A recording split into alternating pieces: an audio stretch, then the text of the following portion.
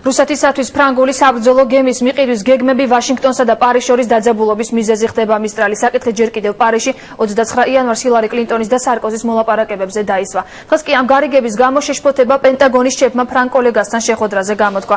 პარიზში აცხადებენ, რომ რუსეთისათვის მისტრალის მიყიდვა მოსკოვთან ცივილიზებული პარტნიორობის ნაწილია იმის მიუხედავად, რომ ამ გარიგებას როგორც რუსული აგრესიისგან დაზარალებული საქართველო, ასევე ნატოს წევრი ბალტიის ქვეყნები დიდ საფრთხედ აღიქვამენ.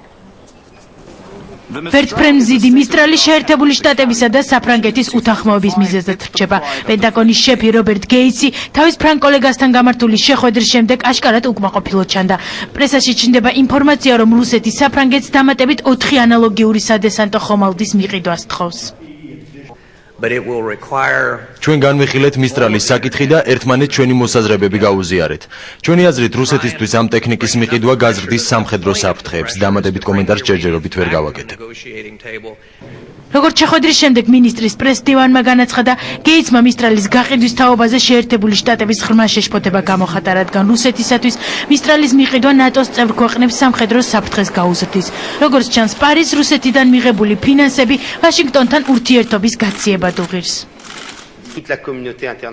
შეუძლებელი ერთდროულად ორ აზრს იზიარებდა. რუსეთთან ნდობაზე დამყარებული ურთიერთობა და ერთობლივ უსაფრთხოების სივრცის აშენება გინდოდეს და იმავდროულად ჩვენ სავაჭრო ურთიერთობებს ისევე აღიქვამდე, როგორც საბჭოთა წლებში.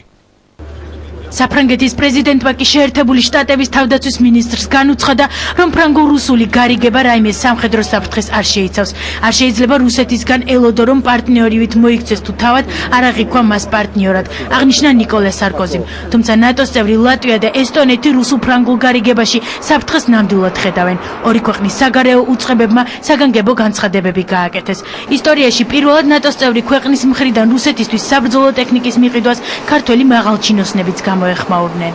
რუსები ჯერ არ ჩამჯდარან მისტრალში, უკვე გავიდნენ ასტრალში და უხარიათ, მაგრამ სიმართლე არის ის, რომ მისტრალის მიყიდვის ისტორია კიდევ ერთხელ ადასტურებს იმ მნიშვნელობას, რაც აქვს საქართველოს ნაწილში გაწევრიანებას, იმიტომ რომ ჩვენ ვერ შევეჯიბრებით რუსებს შეერაღებაში, ვერ შევეჯიბრებით მისტრალების და მსგავსი გემების შესყიდვაში, ამიტომ ჩვენთვის ერთადერთი გარანტია უსაფრთხოების ისევ რჩება ნატოში გაწევრიანება. ამ ქვეყნის შეიარაღება არის რისკის და საფრთხის შემცველიც, ღია საფრთხის შემცველიც. კონკრეტულად რუსი სამხედროებისაგან რაც მოგვისმენია ეს, რომ მათ რამოდენიმე დღის ნაცვლად, რამოდენიმე საათამდე შეუძლიათ დაიყვანონ ისეთი ოპერაციების ხანგრძლივობა, როგორცაც თქვათ საქართველოს წინააღმდეგ აგრესიის დროს ახორციელებდნენ. ეს არის ძალიან სერიოზული პრობლემა, იმიტომ რომ რამოდენიმე დღიანი უთანასწორო ბრძოლამ ჩვენ საშუალება მოგცა, რომ მსოფლიოს თვალები გაეხილა.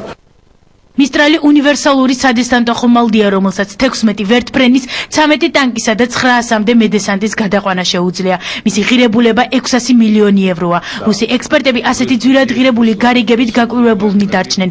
ისინი მიიჩნევენ, რომ მისტრალი საბრძოლო მოქმედებების პირობებში დაუცველია და რუსულ სამხედრო მანქანასთან არ არის თავსებადი.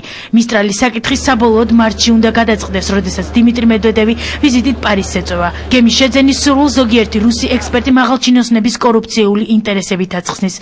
როგორც ჩანს, ვიღაცეებს საფრანგეთში მსუყე ადკატებს შეპირდნენ, აცხადებენ რუსეთში.